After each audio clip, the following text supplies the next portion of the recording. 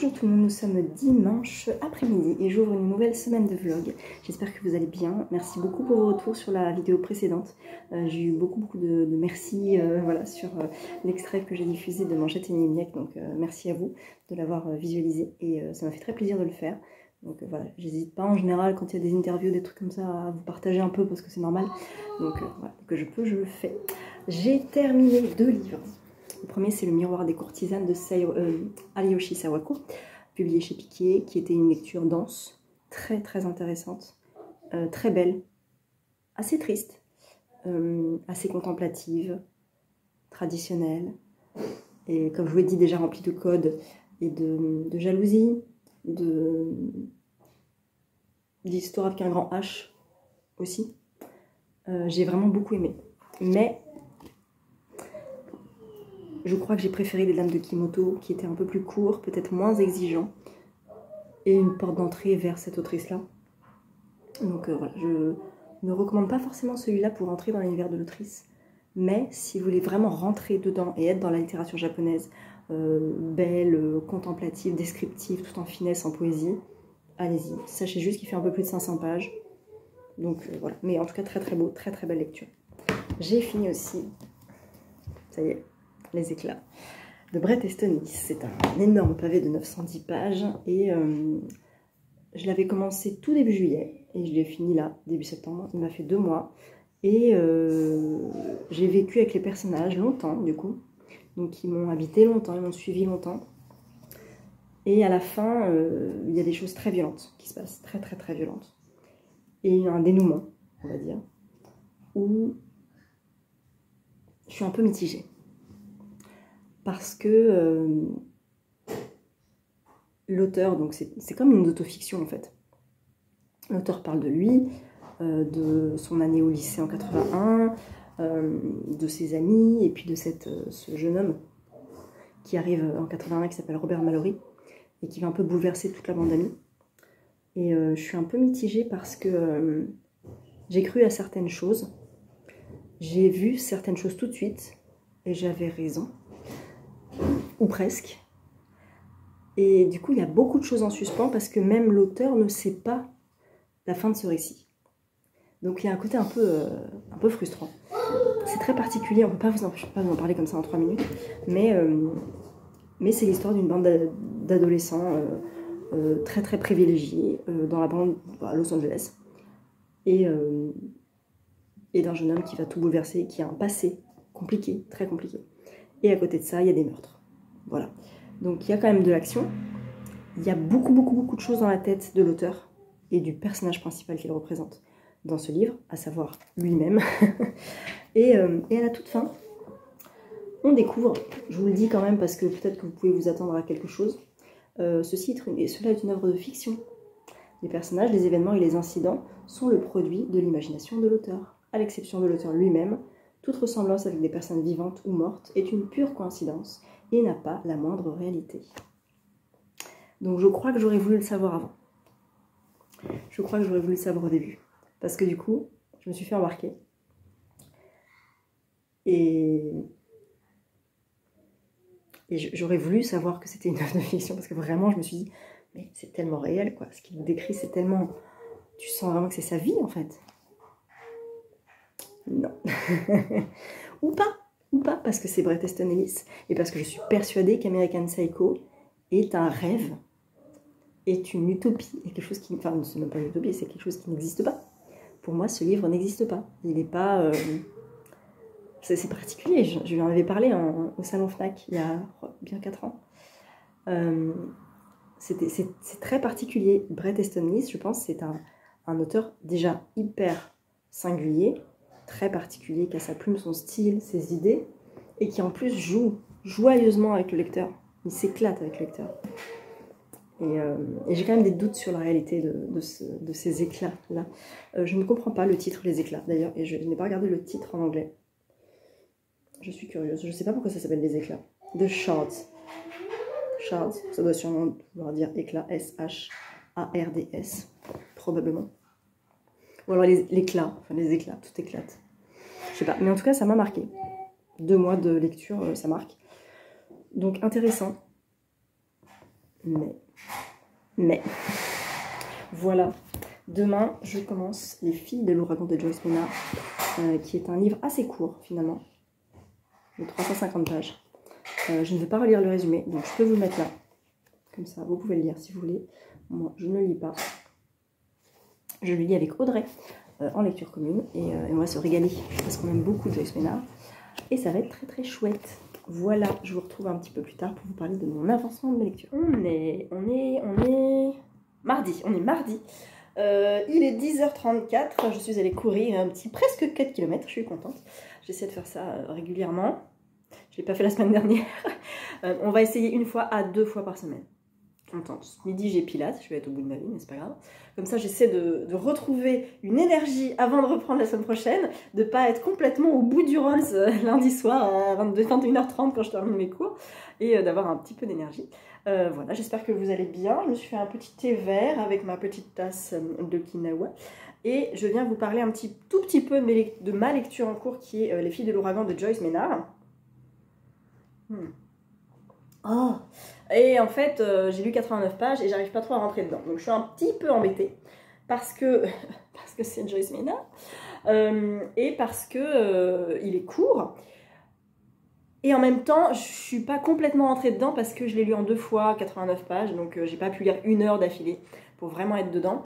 Et c'est peut-être pour ça. Donc là, je vais avoir un petit peu de temps aujourd'hui pour lire, pour être vraiment dedans. J'espère le finir demain. Ah, la deuxième partie, elle est quoi ? Là, je suis dans la première partie. La deuxième partie est à la page 170. Ok. Je ne sais pas. Je vais essayer de pas trop regarder ou spoiler. Non. On ne sait pas s'il y a une temporalité différente par partie.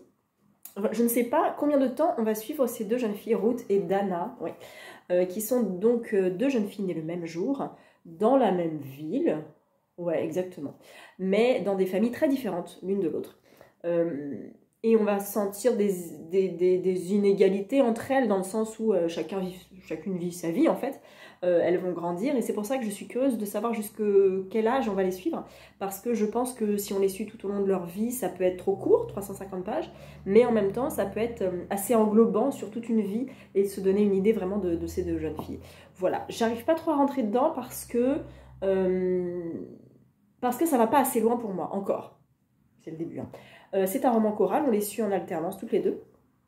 Donc voilà, je pense que c'est un bon roman. Il y a beaucoup de gens qui m'ont dit j'ai adoré, c'est un coup de cœur ce bouquin. Donc voilà, j'attends de voir. En tout cas, après celui-là, c'est Prêt à tout qui me tente beaucoup. Et je vais peut-être lire après Les règles d'usage. Parce qu'il me semble que c'est Et devant moi le monde, où elle raconte son aventure un peu toxique avec, j'oublie à chaque fois, Salinger. Donc voilà, à voir ce que ça donne. Mais en tout cas, je ne serai absolument pas fâchée avec Joyce si j'aime pas trop celui-là. Ce n'est pas grave du tout. Voilà, ce soir, j'ai 2 événements littéraires. Le premier, c'est la rencontre et dédicace de Alice de Develay, je ne sais jamais le prononcer, je m'excuse, pour son roman Tombé du ciel, publié chez l'Iconoclaste, qui a été un immense coup de foudre pour moi. Donc je suis ravie de la voir et de faire dédicacer mon bouquin. Si jamais la rencontre s'éternise, ce n'est pas grave parce que je la verrai peut-être samedi à Nancy. Parce qu'en fait, je ne peux pas, moi, m'éterniser, puisque j'ai un dîner ce soir avec les éditions Pocket, et l'autrice Claire Norton, que je connais, bien sûr de nom, parce que j'ai vu passer ses romans, je ne l'ai jamais lu. Je sais qu'elle écrit des choses assez fortes, avec des thèmes très familiaux, très remis en question, de femmes, de sujets d'actualité qui doivent être vraiment très très bien, mais cette femme n'est pas du tout dans ma wishlist. Je saisis l'opportunité de la rencontrer et de discuter avec elle et de m'intéresser à ce qu'elle fait, bien sûr. Néanmoins, je n'ai pas prévu de la lire tout de suite. Voilà. Alors, comme à chaque fois et à chaque rencontre et chance qu'on rencontre les auteurs, on a bien sûr envie de les lire dans la foulée, évidemment. Donc, tout peut arriver, mais concrètement, là, j'ai l'ordi ouvert, je peux même voir mes plannings. Si je décide de la lire, alors je pense que ça doit être pour la sortie de son nouveau chez Pocket, non pas 2025 quand même. Oui, j'ai ouvert mon planning 2025, voilà, comme ça au moins je suis pas en retard. 2024, septembre, non. Octobre, ça va être un peu chaud parce qu'il y a beaucoup de sorties en octobre. Peut-être novembre, peut-être décembre, ça va. Décembre, j'ai de la place. Novembre, j'ai de la place. Octobre, c'est chaud parce qu'il y a vraiment pas mal de sorties. Il y a le nouveau Cozy, le tome 2 de Retour à Sainte-Marie-Île de Karine Pitoki qui sort. Il y a le tome 4 des Mémoires de la forêt qui sort. Il y a Retenir l'hiver de Ingrid Desjours qui sort. Il y a le tome 2 de Tandimiti qui sort. Ah voilà, il y a plein de choses à lire, c'est super. J'en ai déjà programmé 2, c'est le Karine Pitoki et Mémoires de la forêt. Je me le suis déjà mis. À côté de ça, je veux lire Macbeth de Shakespeare avec Géraldine, si tu passes par là. Et le Chant d'Achille, je vais le passer en audio. Donc déjà, alors Macbeth, il est court, c'est bien. Le Chant d'Achille à l'audio, c'est très bien aussi, parce que je prends dans la voiture. Pour le reste, j'ai La Sœur de la Lune de Lucinda Riley, le Cosy de Karine. Je vais essayer de lire Big Girl aussi, que j'avais reçu de Pocket, Mémoire de la forêt. Enfermée de Jacques Sausset, que j'avais acheté à Escargot Noir en mai, je crois. La colère d'Izanagi de Cyril Carrère qu'on m'a offert, que Steph m'a offert là pour mon anniversaire. Et ça sera déjà pas mal, en sachant que bien sûr, il y en a qui vont se rajouter, évidemment. J'ai mis Revenir l'hiver d'Ingrid Desjours fin septembre, parce qu'il est possible que je le reçoive avant sa sortie pour le chroniquer pour la sortie. Et voilà. Ah non, j'ai enlevé Ils ne furent plus que 9, je l'ai mis en octobre. Voilà, donc comme ça, voilà, je suis déjà en contradiction avec moi-même, c'est formidable. Voilà, donc ce soir, programme chargé. Je vous reprends probablement demain, je vais vous mettre un petit peu des images, j'imagine, de ce soir. Si je peux filmer la rencontre avec Alice, je le fais en partie, comme je fais d'habitude. Si je vois qu'il y a trop de monde, que le son est pourri, malheureusement, voilà. Mais je vous raconterai un petit peu, et puis je vous reparlerai un petit peu du Joyce Maynard.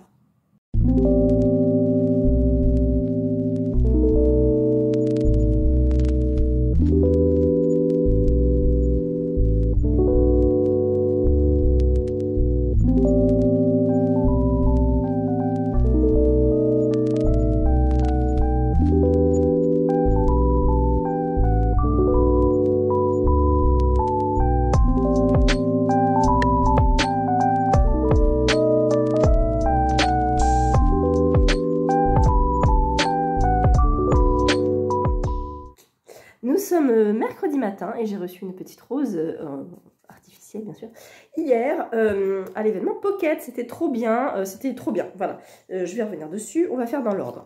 J'ai d'abord été à la dédicace de Alice Dévelet de l'Iconoclaste, qui a publié Tombé du ciel, que vous savez, j'ai adoré tout ça. Et donc, elle était en dédicace à la librairie des Abbesses hier à 18 h. J'ai pu faire dédicacer mon bouquin, je suis très contente. Elle est super gentille et elle est toute mimi. Elle a quand même une histoire très importante, voilà, un passé fort qu'elle raconte dans ce bouquin. Et ça reste de la fiction, même si c'est des choses qu'elle a vécues, tout ça. Voilà, il y a plein de choses qui sont fictives. Néanmoins, il y a du réel, voilà, donc c'est très très touchant. Si vous ne l'avez pas encore lu, je vous le conseille quand même. Et c'était cool. Alors je ne sais pas que c'était très longtemps parce qu'il y avait une lecture et c'était blindé. C'est une toute petite librairie et c'était blindé, quoi. Donc j'ai pas pu. On était comme ça tout serré, on voyait à peine. J'ai pas pu filmer. Je suis vraiment désolée. Mais du coup c'était intéressant. Il y avait aussi Muriel Barbieri, je crois, qui a écrit beaucoup de livres et qui soutient beaucoup Alice aussi. Et puis il y avait Julien Dufresne-Lamy que j'ai vu passer, on a fait coucou de loin, c'était rigolo. Et voilà, donc d'autres auteurs aussi, toutes les éditions de l'Iconoclaste, les arènes, tout ça. Donc il y avait beaucoup de beau monde, des gens que je ne connaissais pas mais qui devaient être assez connus. Et alors il y a quelqu'un qui a dit « Ah, c'est chouette d'avoir tout le comité national du livre ». Alors il y avait tout le CNL apparemment qui était là, je ne connais pas ces personnes mais ça devait être cool. Et voilà, en tout cas, je vous recommande Tombé du ciel de Alice Dévelet chez l'Iconoclaste. Je suis bien contente et je la croiserai samedi aussi, je lui ferai un coucou samedi. Voilà, et ensuite je suis donc allée au Milord, dans le 13e, pour rejoindre les équipes de Pocket, parce que nous avions un rendez-vous avec Claire Norton, qui est une femme très sympa, très lumineuse, hyper intéressante, qui fait beaucoup de choses, et je n'ai jamais lu ses livres, donc ça va être l'occasion. Là, c'est Par la force des choses, je pense que c'est le dernier qui a été publié chez Pocket. Je n'ai pas la date, parce que j'ai pas de communiqué de presse, mais voilà, c'est... Ouais, 2023, c'est ça. 2023, donc à mon avis, il vient de sortir pour la rentrée littéraire. Et voilà, j'ai pu le faire dédicacer, donc ça c'est super chouette. Voilà, j'ai très très hâte. Ça a l'air dur comme histoire, mais en fait, ce qui m'a, en discutant avec elle, elle m'a dit bah, on aurait dû t'envoyer celle que je suis, parce que peut-être que le sujet me parlait un peu plus. Néanmoins, si j'aime celui-là, il n'est pas impossible que je me procure celle que je suis. Donc, il faut juste que je trouve un peu de place dans mon agenda, dans mon planning, mais je pense que je vais arrêter de dormir, tout simplement. Ah, il y en a un nouveau qui s'appelle « Et que Dieu me pardonne » chez Robert Laffont. Ok. Nous avons tous une limite, connaissez-vous la vôtre? Voilà. Oui, c'est ça, Claire Norton, des livres qui parlent de vous. Et effectivement, ça a l'air d'être des sujets très quotidiens, très communs, avec des femmes au centre. Et là, on a donc Lisa, qui ne croit pas au grand amour. Fière de son indépendance, elle considère le couple comme un partenariat où chacun trouve le soutien dont il a besoin pour accomplir ses projets. Pragmatique, elle s'efforce d'oublier la rencontre magique faite lors d'une nuit festive afin de poursuivre sereinement son chemin. Mais le destin est têtu. Lorsque quelques années plus tard, Lisa recroise cet homme, toutes ses certitudes volent en éclats. Elle doit alors se confronter à ses contradictions, à ses choix et, par la force des choses, à ceux des autres et à leurs conséquences. Mais décide-t-on toujours du cours de sa propre histoire? C'était un livre qui était paru donc chez Robert Laffont aussi, je crois. Eva l'avait adoré. Je crois qu'elle a tout lu de Claire Norton, elle est très fan de cette autrice-là. Et alors, ce qui était rigolo, c'est que je faisais un peu la queue au resto pour faire la dédicace là, à la fin de la soirée. Et j'ai ouvert le bouquin et puis j'ai commencé à lire le prologue. Et c'est vachement bien, j'aime trop. J'aime beaucoup la manière dont elle écrit. Elle a les mots pour retranscrire des choses tout à fait quotidiennes qui nous parlent. Ça se passe, je vous lis le début, le 24 décembre 2012. Lisa embrasse la pièce du regard, tout est prêt. Elle s'assied sur le bord d'une chaise, le dos bien droit, la poitrine légèrement en avant, les jambes savamment croisées. Elle a pris soin d'attacher ses longs cheveux en un chignon banane, celui qu'il aime tant. Dans quelques heures, une nouvelle vie démarrera pour elle. Le cœur et le cerveau en effervescence, Lila s'exhorte au calme. 20h35. L'excitation de Lisa est à son apogée. Elle surveille son téléphone, mais il s'obstine à rester silencieux. Chaque minute pèse de tout son poids, les secondes s'égrènent au ralenti. Elle tente de tuer le temps en regardant la fin du journal télévisé. Les images se succèdent à l'écran sans qu'elle y accorde la moindre attention. Au générique, elle se lève nerveuse. Elle coupe la télévision, met de la musique pour se détendre et s'installe sur le canapé face à la cheminée, luttant contre l'inquiétude qui commence à l'envahir. À 21h, elle enfile un manteau et sort sur le perron. Lisa inspire à grands coups, presque jusqu'à s'en faire éclater les poumons. Elle décide de l'attendre sur le pas de la porte et se poste sur le paillasson, la tête contre le mur. Elle cherche à discipliner l'angoisse qui lui serre le cœur. Il va venir, il va forcément venir. Dans un instant, elle va le voir surgir derrière le portail et aussitôt, elle le serrera dans ses bras. Le froid commence à transpercer son manteau et sa robe. Elle ne bouge pas.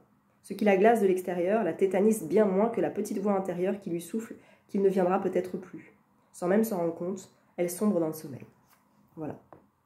J'aime beaucoup cette introduction qui se passe donc en 2012. Et ensuite, on a le premier chapitre qui se passe entre février 97 et 2004. Donc là, on remonte en 97.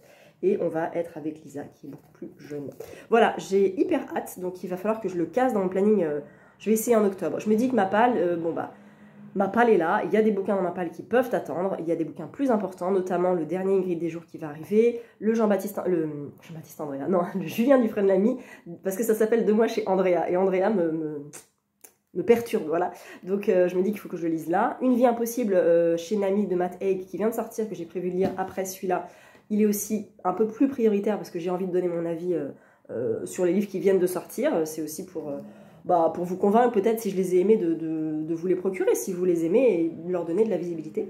Donc il y a peut-être des bouquins effectivement qui peuvent attendre dans ma palle. Voilà. En tout cas, merci beaucoup aux équipes de Pocket, c'était super intéressant. J'ai pu discuter avec eux, parce qu'il y avait Morgane aussi qui était là, pas des coulisses, mais de la manière dont fonctionne une maison d'édition poche. Comment on achète les titres, quel est le calendrier qu'on prévoit. Là, ils ont des mois d'avance, ils voient très très très loin. Nous, on est sur le calendrier septembre-octobre, mais eux, ils sont bien plus loin dans l'année. Et c'était super intéressant. Ils nous ont recommandé plein de bouquins. Enfin, moi, j'ai noté mentalement plein de trucs, notamment un bouquin qui s'appelle Terre promise alors, je vais me tromper, je crois que c'est Bénédicte ou Bérénice quelque chose, qui vient de paraître chez les éditions du Penseur, P-A-N, qui a l'air d'être un espèce de western féministe qui me fait un peu penser, d'ailleurs je leur ai dit aux femmes d'Hérésie Ranch, que j'avais beaucoup aimé, et elle m'a dit oui c'est un peu dans la même veine effectivement. Et du coup j'ai trop envie, je pense que je vais me l'acheter parce qu'il faut le soutenir, il faut qu'il ait de la visibilité pour pouvoir l'avoir en poche après, parce que s'il ne se vend pas en gros format, il ne pourra pas sortir en poche. Et là du coup les équipes de Pocket étaient vraiment derrière ce bouquin en disant il faut le lire, donc je me le suis noté, je vais peut-être aller me l'acheter. Voilà, j'ai commencé à l'audio un nouveau livre, c'est Le Chant d'Achille de Madeleine Miller, et je lis dans le cadre de mes petites lectures communes des dissidentes, mon petit club de lecture des copines.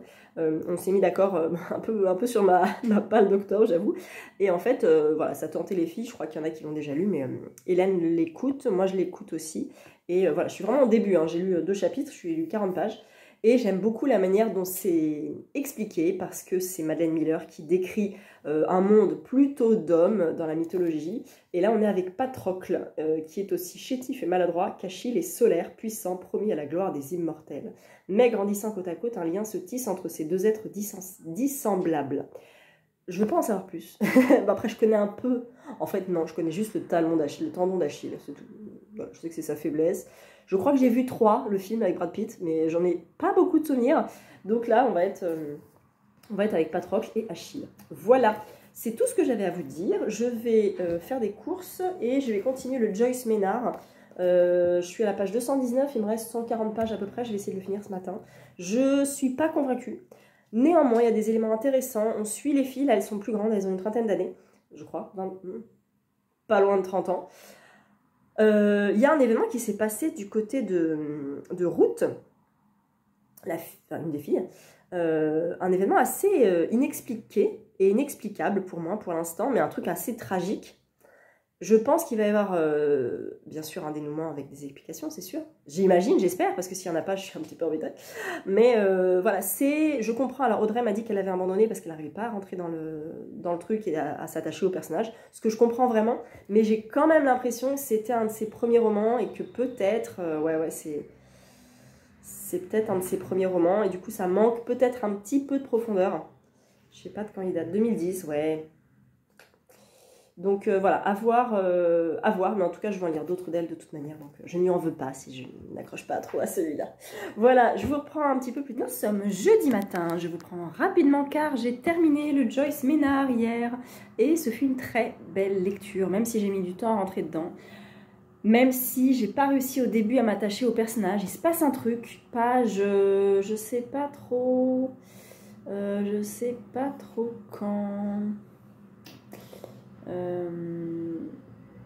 je dirais 150, vers la page 150 à peu près, où il y a alors c'est pas une ellipse, mais il y a un déroulé de vie, où on nous explique que le temps passe, il se passe ces éléments-là, et là j'ai été prise, parce que on me donnait des éléments concrets de vie, de machin truc, elle fait ça, elle rencontre ça, elle va vivre là, nana. Ok, donc là, j'étais cadrée.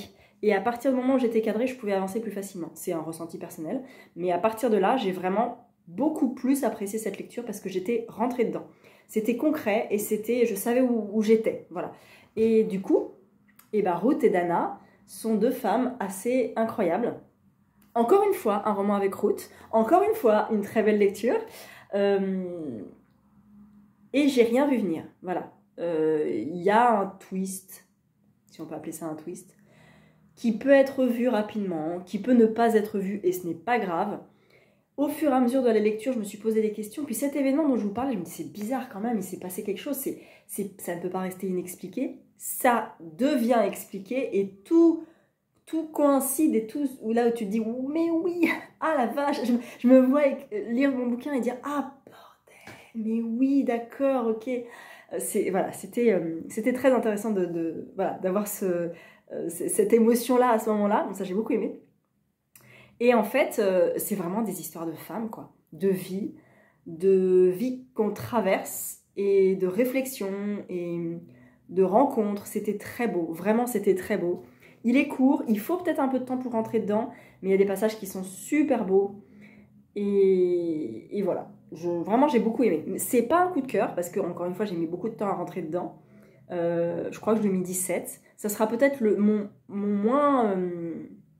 celui que j'ai le moins aimé de Joyce Maynard, mais ça n'a aucune importance, parce qu'il m'a marqué quand même, donc très très contente.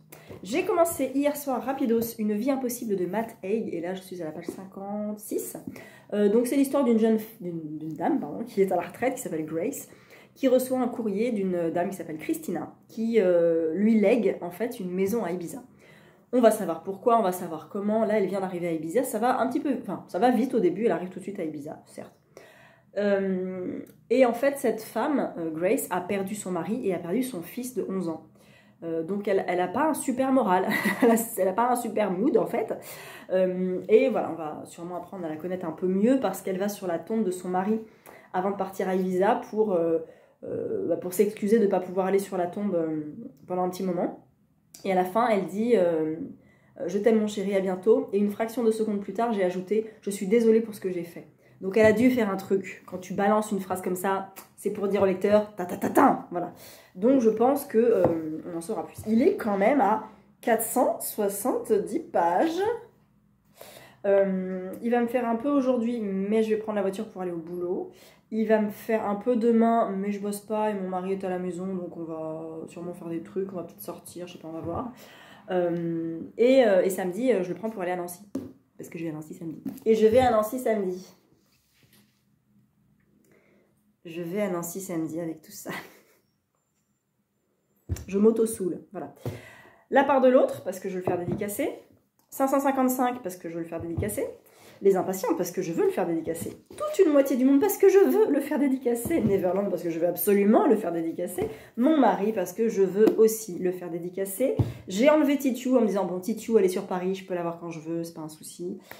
Mais j'en ai quand même 6 essentiels, en fait. Hein. Et je me suis retenue de ne pas prendre célèbre aussi. Je me suis posé la question, puis en même temps, mon mari, c'est quand même le premier que j'ai découvert, donc c'était quand même l'occasion de dédicacer celui-là, finalement. Voilà.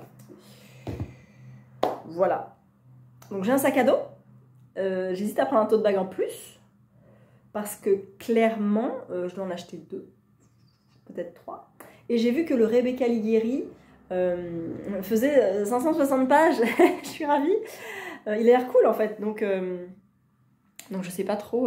Je sais pas. Je vais avoir mal au dos. Non, sac à dos ça va. Sac à dos c'est équilibré. Ça va. Et puis dans la file d'attente, je peux descendre mon sac à dos sur le sol et attendre dans la file d'attente avec mon bouquin, en lisant mon bouquin. Voilà, parce que je sais qu'Eric Emmanuel Schmitt, il va falloir que j'attende longtemps. Je sais que probablement Timothée de Fombelle, je vais attendre longtemps aussi. Sûrement Monu Ventura aussi. Sûrement Alice Zeniter aussi. Djali Amadou Amal aussi. Bref, je vais attendre, hein, voilà, mais je suis là pour ça. Donc, j'ai hyper hâte. Je suis trop contente. Mais il faut que j'achète trop. Mais c'est bien, c'est un argument pour ne pas trop acheter. Puisque de toute façon, tu n'auras pas la place dans ton sac d'acheter trop. Voilà, je vais mettre tout ça dans un tote bag, sûrement bien emballé. Parce que j'ai pas assez de pochettes à livres pour emmener 6 livres. Mais je vais pas acheter des pochettes à livres en plus. J'en ai 3 dans lesquelles peuvent rentrer déjà une majorité de bouquins. Et comme je prends soin de mes livres, je ne veux pas les abîmer. En sachant que j'ai ça aussi.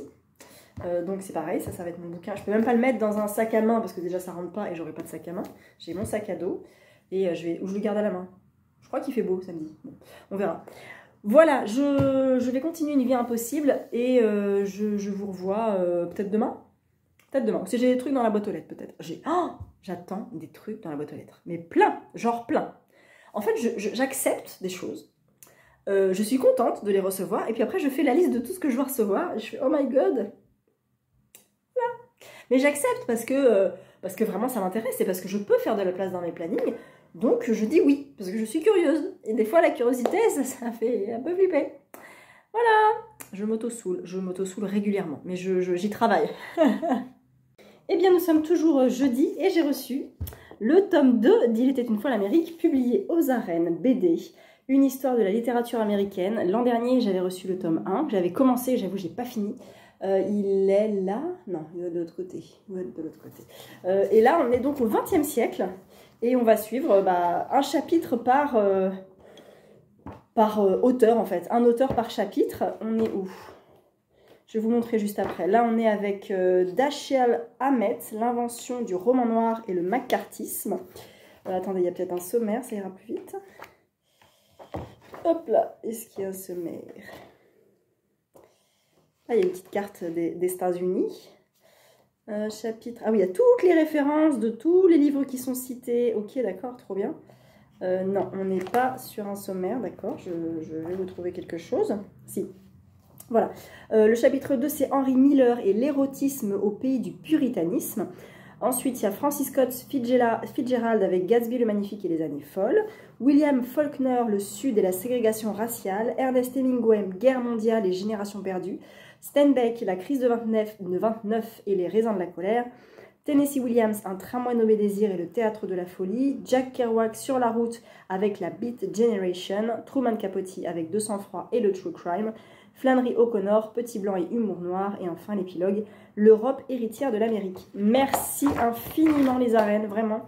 C'est des ouvrages magnifiques historiquement hyper intéressant. En plus, le XXe siècle, bon, bah, c'est un peu le nôtre. Donc voilà, c'est quelque chose qui est plus proche de nous. Donc j'ai hyper hâte de le lire. C'est des BD qui sont assez grosses, hein, donc qui ne s'emportent pas dans le métro. Néanmoins, si je fais une semaine de graphique, eh ben, je serais ravie d'enchaîner et le tome 1 et le tome 2, et ça sera super. Je ne sais pas s'il y a un tome 3 de prévu. Bah non, Florence, on est au début du 21e siècle, donc en fait, je pense que c'était en 2 tomes. Et voilà, il est à 29,90 €. S'il n'est pas sorti, il va sortir. En tout cas, c'est vraiment très proche et trop bien. Je suis trop contente, donc je vais vous montrer quelques images. Alors, nous sommes sur ce format-là, avec ce genre de dessin. Voilà. Hop, un enfant qui crie. Voilà. Donc, merci beaucoup les arènes. Trop contente. Vraiment ravie de pouvoir découvrir ça et d'en savoir plus sur l'histoire de l'Amérique en lien avec les auteurs et autrices qui ont marqué leur histoire. Voilà. On est vendredi après-midi, je ne vous prends pas très longtemps, mais je voulais vous parler un petit peu d'une vie impossible de Matt Haig. Je suis à la page 144 et j'ai mis quelques post-it sur des citations très intéressantes et des réflexions que Matt Haig a sur la vie, sur le futur, le passé, vivre au présent, tout ça, toutes ces choses-là. Et je voulais vous lire deux citations, enfin deux passages, un passage surtout. Donc Grace a 72 ans. C'est le personnage principal, elle est à Ibiza et puis elle réfléchit à son passé, à son présent, tout ça. Et elle dit « Il y avait sans doute dans l'avenir une Grace de 90 ans qui se demandait pourquoi je n'aimais pas ce que j'étais à 72 ans. Si seulement nous pouvions toujours adopter le point de vue du futur quand nous vivons le passé. Bien sûr, à chaque instant, nous n'avons encore jamais été aussi vieux, mais plus jamais nous ne serons aussi jeunes. » Et c'est vrai. Et c'est vrai. Voilà, c'est vrai en fait. Voilà, je ne sais pas si vous avez déjà fait des réflexions. Est-ce que vous lisez, ça va être la question de la semaine, est-ce que vous lisez des livres qui font un peu développement personnel? Parce que là, on est un peu dedans. Hein. Clairement, Matt Haig est un peu là-dedans, Nami est un petit peu là-dedans aussi. Donc voilà, je lis en connaissance de cause et j'accepte de lire un livre un peu, pas feel good, mais remise en question de la vie à travers une fiction romancée. Voilà. Donc du coup, une fiction c'est forcément romancé.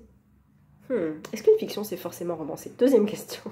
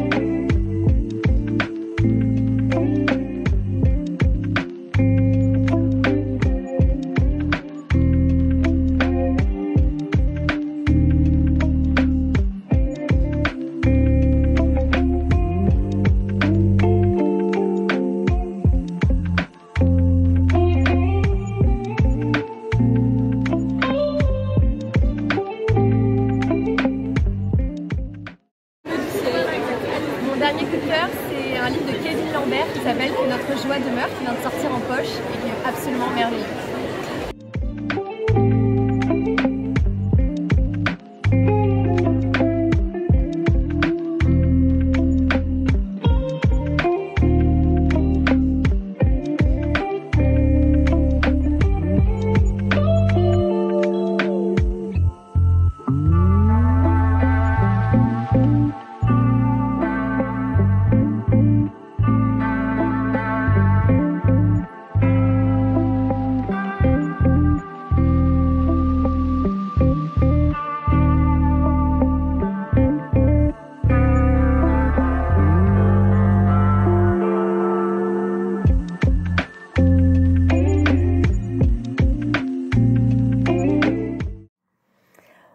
Dimanche matin, je suis revenue hier soir de Nancy, c'était trop bien, c'était une très belle journée, très belle parce que déjà il faisait beau, parce que Nancy, alors c'était très joli, alors il y a la place Stanislas qui est la place principale, donc très belle, et j'ai pas vu grand chose d'autre en fait, je vous avoue, j'ai vu juste la gare, la rue qui va à la place Stanislas, et puis la rue qui revient à la gare, c'est tout.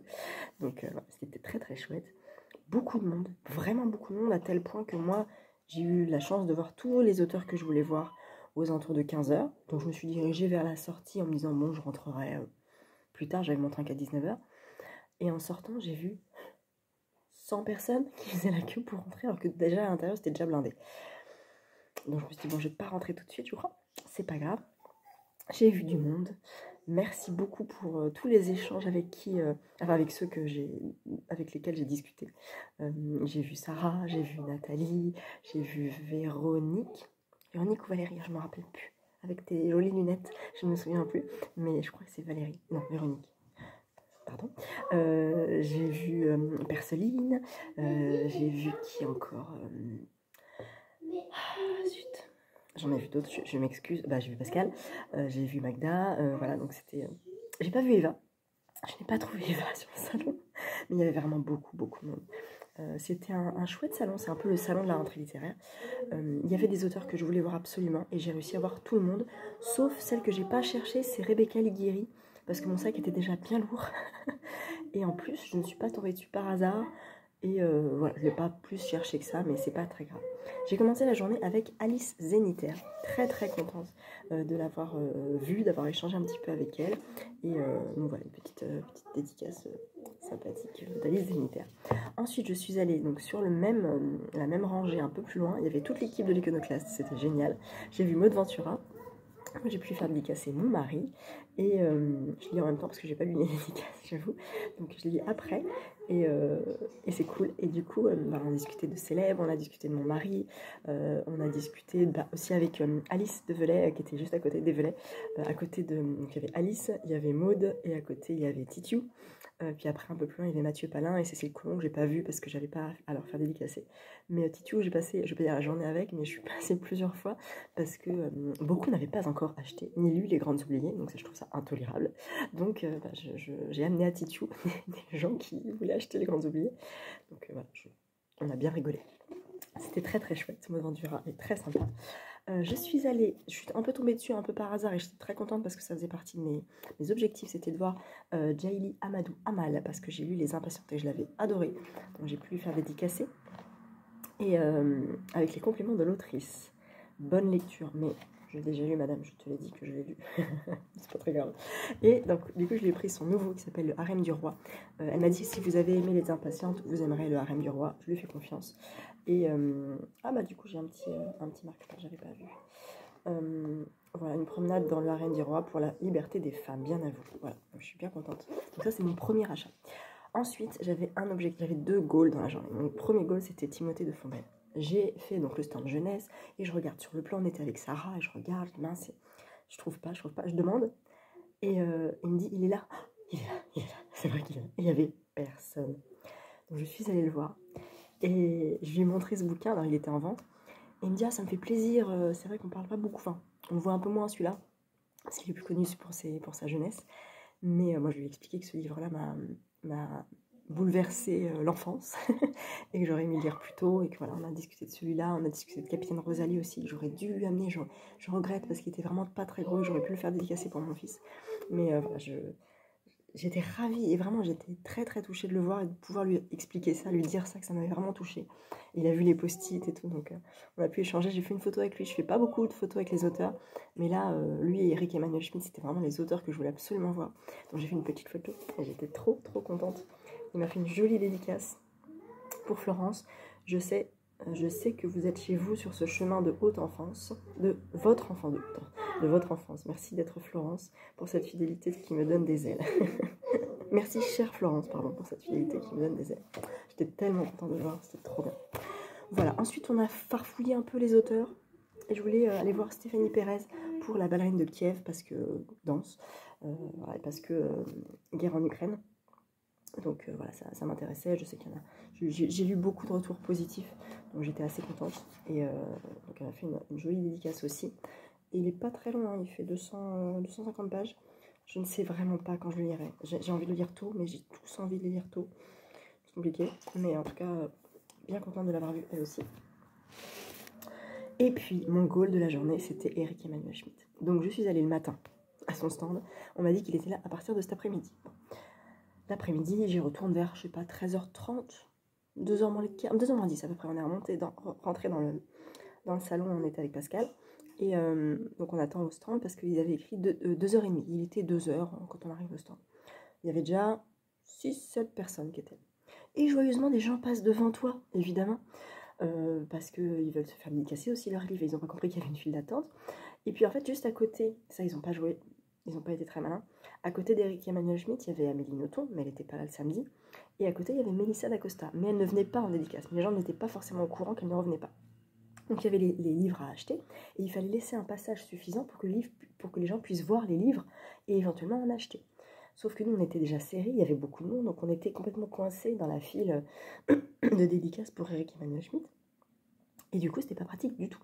Et les gens se disaient, ah pardon, pour voir le livre de Mélissa d'Acosta, pour voir le livre d'Amélie Nothomb, pour en acheter. Donc on était un petit peu comme ça dans la file d'attente. Bon, Eric Emmanuel Schmitt est arrivé à l'heure, je l'ai vu, je me suis approchée, je lui ai montré la part de l'autre. J'ai dit, ça fait 3 ans que j'essaie de vous voir, vous étiez mon goal de la journée, donc ça m'a fait rire. Et voilà, j'ai fait une petite photo avec lui, je suis très très contente. J'en ai pas pris d'autres parce que j'avais envoyé dans la file d'attente à Maïté, Mademoiselle Lee, son livre préféré. Je sais qu'elle en avait un préféré, je ne savais plus lequel c'était. Et j'ai hésité avec Les Fleurs du Coran, enfin voilà, un tout petit. Et Pascal me dit, ah, écoute, il est tout petit, ça compte pas. Je sais pas si c'est exactement celui-là. Et en fait, elle m'a répondu en me disant, bon, je crois que c'est un petit peu tard. Effectivement, ça faisait déjà une demi-heure que la dédicace était passée. Mais c'est pas très grave, il y aura d'autres occasions. Mais vraiment, la part de l'autre, je voulais absolument me faire dédicacer parce que je l'avais lu il y a longtemps. Et voilà, je suis bien contente, très très contente d'avoir ma dédicace d'Eric Emmanuel Schmitt. Ensuite, donc on est sorti et on est allé à la librairie. Normal. Parce qu'en fait, Perrine de chez Pocket m'a parlé lors du dîner de Claire Norton, je crois que je vous en ai parlé, d'un livre qui s'appelle Terre promise de Bénédicte Dupré-Latour aux éditions du Penseur avec un Et en fait, ce livre-là est pas rupture, mais en hack informatique. Ils se sont fait hacker leur site d'édition des penseurs. Et les autres maisons d'édition qui sont propres à ce groupe-là. Donc très compliqué. Moi, j'ai appelé ma libraire, elle m'a dit je ne peux pas le commander parce qu'en fait, ils ne reçoivent pas les stocks parce qu'ils ne savent pas où ils sont. Ils ont fait plein de commandes, mais vu que le site a été hacké, ils ne voient pas où sont les livres et ils sont bloqués quelque part, ils ne savent pas où. Donc c'est très compliqué. C'est une petite maison d'édition, donc c'est pas juste parce que du coup, tu dis tu veux de la visibilité, tu peux même pas l'acheter. Et j'ai vu qu'au hall du livre, il y avait ce livre en stock. Je dis bah on va à Nancy, on va aller à la librairie. Et j'ai trouvé Terre promise de Bénédicte Dupré-Latour. Il fait 300 pages à peu près. Je vous lis les résumés. Dans ce roman choral passionnant, entendez la voix des oubliés, la prostituée qui attend l'heure de se faire justice, l'indigène qui s'émancipe de son clan, l'orpailleur fou défendant sa concession. Parmi les colons et les exilés, vous croiserez sans doute la route du déserteur. Et après avoir parcouru les étendues sauvages, le bonimenteur vous apportera votre consolation contre quelques pièces. Tour à tour, leurs histoires se croisent et s'enchâssent pour constituer une mosaïque époustouflante où se déploient les passions et la violence par laquelle une nation naît dans le sang d'une autre. À travers une fresque puissante et lyrique, Bénédicte Dupré-Latour nous offre un premier roman où s'entrechoquent des vies minuscules emportées par le mouvement furieux des ruées vers l'or. On n'en sait pas trop, et en même temps, Perry nous avait parlé d'un roman western, féministe. Donc, du coup, j'ai hyper envie en fait. J'ai juste hyper envie. Et on suit donc plusieurs personnages. Donc le premier c'est Eleanor Dwight. Ensuite je vois que c'est Elliot Burns. Ensuite c'est Quinta. On retourne à Elliot Burns. Morgan Bell. Mary Framinger. On retourne à Elliot Burns. Bloody Horse. Elliot Burns. Rebecca Stradman. Nathaniel Mulligan et est-ce qu'on retourne? Non, c'est tout. Voilà. Donc je vais essayer de le lire dans pas trop longtemps pour donner un retour parce que Pocket Pocket le vend poche. Donc du coup j'ai essayé de le lire vite et de vous donner envie de l'acheter parce qu'il faut l'acheter en grand format pour qu'après il puisse être visible et avoir de bons retours et pouvoir avoir une édition de poche. Voilà, c'est tout ce que j'avais à vous dire. C'est déjà pas mal. J'ai passé un très bon week-end, très bonne journée. Aujourd'hui, plus tranquille. Au niveau de mes lectures, je suis dans Une vie impossible de Matt Haig. J'ai passé la moitié. Je vais essayer de l'avancer bien aujourd'hui. Je ne sais plus mon planning après.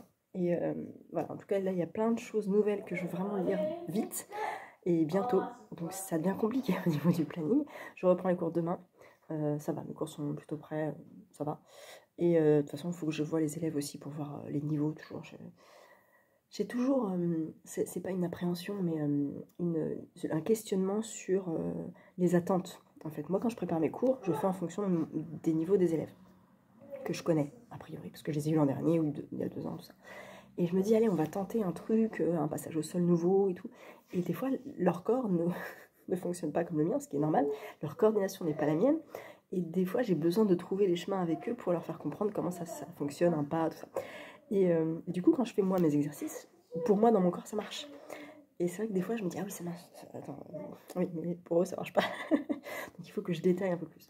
Donc entre le cours que je fais et le cours que je fais avec les élèves, finalement, il y a peut-être 1 ou 2 exercices qui sautent qu'on n'a pas le temps de faire, donc qui sont reportés sur la semaine d'après, les semaines d'après. Et du coup, chut.